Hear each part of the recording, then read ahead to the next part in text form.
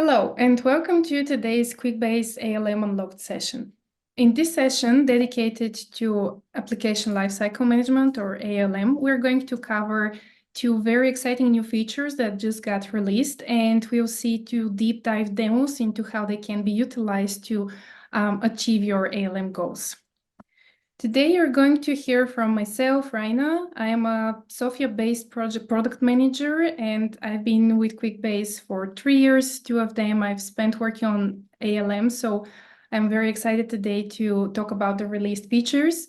And Jacob and Ryan, who both have technical roles in our customer success teams, have 2 demos to show where they have prepared some very exciting options to utilize the new features. Before we dive deep into the topic, I just want to mention that some of the things we're going to be talking about today are still being worked on or are on our roadmap. And of course, this roadmap is a subject of change, so things might end up looking different from what we're showing today. And with this, let's just start on the topic. Now, before we deep dive into the features and the applications of those features, we have to mention how do we look at the application lifecycle management here in Quickbase. We have noticed that there are 2 types of demand for ALM across our customers. On one side of things, there are the business teams that are working with Quickbase applications and building. And usually when those teams start to get bigger, they have multiple builders collaborating, and or they have bigger solutions or more complex solutions. Usually there comes the need to really start regulating some of that building. This may look different, the need for regulation may look different for every team, but usually it comes down to separating the using Quickbase solutions from building them, having some sort of safeguards before making changes to production solutions, and basically making sure that whatever gets to a production application will not be disruptive to the end users. On the other side of things, we have IT departments, usually in larger organizations, where IT departments want to control how software is being used across the organization, because they do know that while softwares can be powerful, they can also get very complex to manage. So they do have security and compliance regulation in place that tend to apply over all types of software, including Quickbase. So what we're really trying to achieve is to make sure with our solutions, we're hitting that sweet spot between the two, and we're making sure that business teams can continue to safely innovate and build at scale, while at the same time, IT departments feel comfortable with the way Quickbase is being used, and disruption is never part of the Quickbase usage. So with that goal in mind, we have built some very exciting new features. First of all, I have to talk about Quickbase language, or we're going to refer to it as QBL. QBL is a textual representation of Quickbase schema. So what that means is all the schema of the objects, all the configurations you're making on the Quickbase platform, we are now capable of describing in this text format.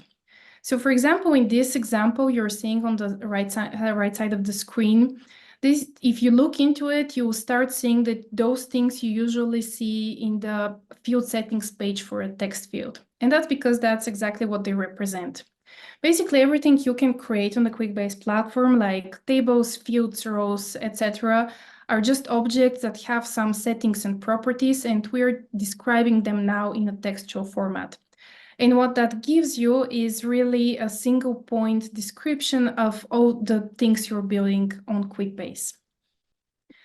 And the way to use this is through a set of APIs. Right now, we have provided 3 different endpoints that give you the option to do 3 different things. First, we have the export API. This gives you the option, if you have a Quickbase solution, by exporting it to obtain the QBL definition for that solution. So now you have the textual description of all the schema you already have built for that Quickbase solution. Then we have the create endpoint, which if you have a QBL definition, you run the API to create new solutions that will have that same schema that you had described in the QBL. So said simply, that can be utilized to create multiple copies of a given solution. And the star of the show is really the update API because it gives you a brand new way to interact with Quickbase schema. Now, if you have a QBL definition, you can apply that QBL definition to an already existing Quickbase solution through the update API. So how this can be used is, for example, if you have two solutions, one of them is a copy of the other.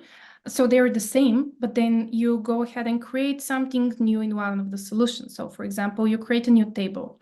You can now use the update API to instantly and automatically apply that change to the other solution that didn't have that table. So you can instantly equate two solutions to one another, and this can be utilized in some very powerful way that we're going to talk about in a minute. But first, I just have to cover that right now QBL is still under development, so we don't have coverage for the entire platform yet. Currently, we have support for app settings, table settings, fields, table-to-table relationships, and rows. Throughout the rest of the year, we are going to keep adding support for QBL for all the other platform features like reports, forms, dashboards, pipelines, etc., until we reach the entire platform. And QBL and solution APIs are currently available for all of our enterprise customers. And there is also a limited trial version for business plan customer that's going to be available until the end of 2024. So let's dive deep into how this can be applied. As I mentioned in the beginning, we have created those capabilities with the goal to enable you to set up a dev test prod scenario in a way that works for you. We think that now you can take advantage of the APIs to set up multiple copies of a given solution and assign those copies to play the role of environments. So one copy can be assigned to be a test environment and a different one can be your dev environment. You can start making changes in the UI of the dev environment just like you regularly would. And when you decide it's time to start transporting those changes to the upper environments, you can use the update API to instantly apply those changes without the need for manual interventions. So these ways you can essentially create a deployment process and start managing it in different ways.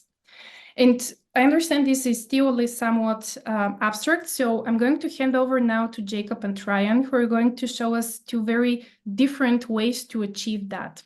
Since working with APIs might not be for everybody, we do think that there is a way to apply it completely within the Quickbase platform with the familiar Quickbase experience, and that's what we're going to see in Jacob's demo. On the other hand, Ryan is going to show us a different type of demo for more technical teams, maybe IT-focused teams that have additional tooling. And we do think that additional tooling can be utilized. So we are going to show an example of how to integrate with GitHub, for example, to manage deployments that way. So with this, I'll hand over to Jacob to see this demo. All right, so thank you for the intro, Reina. And I'm going to be showing us today a Quickbase on Quickbase implementation of how you can utilize the solution API to manage your application lifecycle processes. And so the way that this will essentially work is you can still create your apps and create your solutions in the Quickbase UI, just like you're used to doing today. But with the application lifecycle manager application that we've developed, we've essentially created or come up with a point of view for how you can use Quickbase to interact with, manage, and run the solution APIs to enable your application lifecycle or SDLC management processes. And the way that would work is that within the app, you can essentially define what these processes would be and assign them to your specific solutions that you've already created. Then via pipelines, the app can interact with the different solution APIs to create new environments for you and allow you to make changes in those environments and then call the APIs again to deploy those changes into your higher level environments. So you can have a continuous process of development, testing, and actually pushing those changes into production while not impacting any environments or accidentally deploying any breaking changes. So you can more safely interact with your Quickbase solutions with less likelihood of negatively impacting your user base. So let's take a look at what that looks like now. All right, so now we are inside the application lifecycle manager app that we've built. And what we're going to do is run through the process of first creating a new solution implementation and then running some changes through the various environments that we create as part of that implementation. So first thing I'm going to do is take on the role of an admin or a solution owner and click on New Solution Implementation. Okay, and here I'll fill in the details for my solution, starting with a name. And I'm going to go ahead and grab my existing solution ID from our Solutions Hub. And I'll paste this in, and this existing solution is what will now become the production solution as part of our application lifecycle management process. And now I can select from a list of pre-built configurations, which will create different lower environments for my application lifecycle management process. In this case, I'm going to do basic dev test prod to mimic the workflow or implementation that Raina had discussed previously. So now I'm going to go ahead and save this. And so what we're going to do now is kick off a process that we utilize pipelines called the solution APIs. So for step one, we're going to call an export solution on our existing production solution that we've already created. Then from there, what we'll do is create a lower environment based on our configuration. So in this specific implementation, we have two lower environments that we're going to create, our dev environment and our test environment. So we're going to call the create solution API for each of those environments. And then in the background, our app will also set up some workflow and start to link these environments together and create processes where we can deploy from one environment to the other, but also put restrictions in place so we can only employ from the right lower environment into the right higher environment. So as an example, we can push from dev to test, but we're not able to push directly from dev into prod because we want to make sure that we go into our test environment and validate the changes that we're making first. Okay, so let's see now that our pipeline is finished running. Okay, great. And now we can see that originally we started with our one production solution, and now we have three solutions that we've created to represent our dev, test, and prod environment. So now what I'll do is mimic the role of a developer and take a look at our development environment here. I can see that for any of the resources in my solution, which in this case, we have one application, they'll be captured and logged within our view here.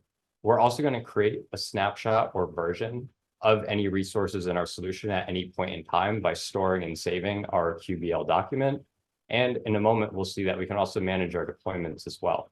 So let me go ahead and launch our development version of the app and make sure I'm a valid user.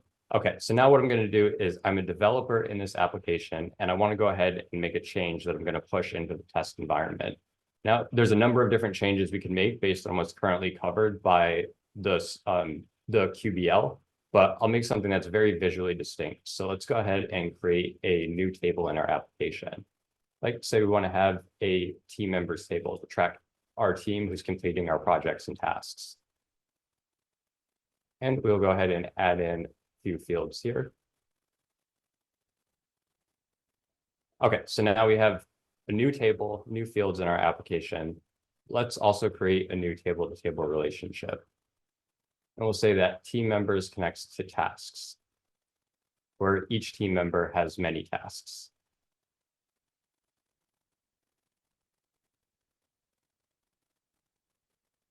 Okay, so now we have our changes within our application. So let's go ahead and kick off the deployment process. So now what we'll do is go to the deployments page for my dev environment, click on new deployment, and I'll click on push current schema. And I can see that based on the mapping in our application, all of the details will be filled in for me automatically and actually won't be able to be edited. So we have the mapping of our dev solution to our tests, and I'm not able to change that. So I can only push from my dev environment into test. And now what this will do is call the API again. It will do a similar export solution to get the current state of the dev environment. But this time, instead of using the create API, we use the update API to push those changes from our existing dev environment into our existing test environment. So now let's take a look back at our test environment. And we'll look at the deployments from this side as well, and our deployments to this environment. And I can see that this is complete. So now if I go to my resources for my test environment and launch app, I can easily see that I have my team members table in this application as well. So our changes have been successfully deployed from one environment into another. Now I would take on the role of the tester and go in and validate these changes and just make sure that everything is working as expected in the app. Once all of those changes have been verified, I can do another deployment from my test environment into the production environment. So let's see what that would look like. And again, I'm going to do a push of the current schema, but we can see now within the application, we have a different workflow or restrictions in place. Since we want our prod environment to be more secure and locked down, we're going to require approval of any changes that are deployed into the production environment from test. So in this instance, we're actually going to grab our QBL representation, freeze it at that point in time, and then only when we've received all the approvals for the owner of the production environment will we push that snapshotted version of the test environment into our production environment. So let's go ahead and kick that process off and generate our approvals. And now, again, in terms of workflow, what will be happening here is we'll call the export solution API, get our test environment, snapshot it, and then store it within our application. We'll generate some approval records. And we've also done a little bit of work in terms of how we think you can utilize some creative solutions with the solution API. And essentially what we've done is start to work out how you can look at the QBL representations of different solutions and be able to pull out some of the differences between the two to know what changes are being deployed from one environment to another, which can be especially important when you have approval workflows as part of the process, because everybody will essentially want to know what they're actually going to be approving for each deployment that they push into the production environment. So let's take a look now at our deployment.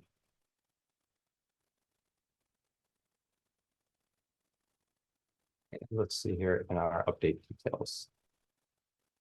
Okay, and now we can see that we've done a scan through our QBL representation of the test environment, as well as our current representation of the prod environment. And we can pull out some of those changes that we just saw we make on the screen. So we can see that we're adding a new table of team members, new permissions in our roles related to this table.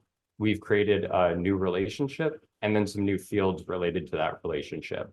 And for this analysis, we can also drill down multiple levels. So if we click into this table, we can see all of the properties of the table that have come through as well as any resources that are related to this table as well. So we know that table doesn't exist on its own within Quickbase. It also has fields. So we can see all of the fields that I've created here, as well as the field properties. So as an admin or a solution owner or somebody who's in charge with administering the production environment, if I need to review these changes before I deploy and approve, then I can safely do that here. So I know exactly what's going to be being pushed into the production environment at any point. So I hope you enjoyed this demo of the Quickbase on Quickbase solution. But as mentioned, these solution APIs give a lot of flexibility for plug and play type workflows. So now I'll hand it over to Ryan, who will show how you can utilize other SDLC tools like GitHub to interact with the APIs. Thank you, Jacob. As Jacob mentioned, I'm going to be showcasing a very simple integration with GitHub. Obviously, we know that there's a lot of people where line of business has full control over their Quickbase ecosystem, like Jacob showed. However, with this demo, we're going to be getting into how the IT department can still have management over the implementations within Quickbase. So here's a really quick high-level overview of what that looks like between Quickbase and GitHub, where the solutions and everything exists in Quickbase. The apps are managed within Quickbase, but in terms of leveraging those solutions APIs, that's where GitHub comes into play, where you can really take advantage of all of the great things that GitHub has to offer, such as approvals, diffs, and all the different things like that. So let's jump into the demo. So this is really focused on kind of that nice seamless transition between both the line of business and the IT team. So what we've got here is a really simplistic application in Quickbase to manage where the line of business has the ability to make those changes to the dev environment and then basically create a submission to the IT team to then review those changes and actually deploy them into production. So I'm going to go ahead and just open up the production application really quick. So we've got just a couple of tables there. And if I jump over into dev, we now see, hey, it's the exact same setup. We're going to create a new table.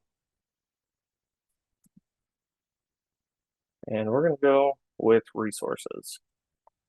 So we're going to create this table, create a couple of fields. We'll go just skill set, name, and we'll say user. So we've created a table. We've created a handful of fields there. We're going to close that out, jump back to this page where I can create that submission to GitHub. So as this pulls up, I will go ahead and make a note in there, say, hey, this is, I want to review and deploy these changes from the dev environment. As I hit save, there's some pipelines in the background running that are basically queuing that up in GitHub. So in just a second here, we should see a new pull request show up within GitHub. Excellent. So we've got the pull request. I can open this up. I can see files change. This is a big thing. For those in the IT department, really important aspect is knowing what we're pushing from that dev or that lower environment into the upper environment. So we can see, hey, we've got that new table for resources. And as we scroll down, we've got the full definition of that table with all of those fields. So at this point, I can go ahead and say, you know what? I want to approve this. Now, from this perspective, now that I'm in GitHub, I'm no longer in that line of business type of role. This is really more from the IT perspective, where I'd be coming in, reviewing these changes, and then saying, okay, yep, this is approved. And we will go ahead and submit that review. So in my conversations, there's a lot of times that within the IT department, there are different roles. Hey, somebody needs to review the changes. We need to make sure everything looks good. And then once that's approved, we actually need to get that sent over to another individual or another team to deploy that. So again, leveraging the power of GitHub, we see changes approved. We've got that approval there, and we can go ahead and merge this request. Now, as we merge that, we're going to see those changes show up in prod. And here we are now in the production environment.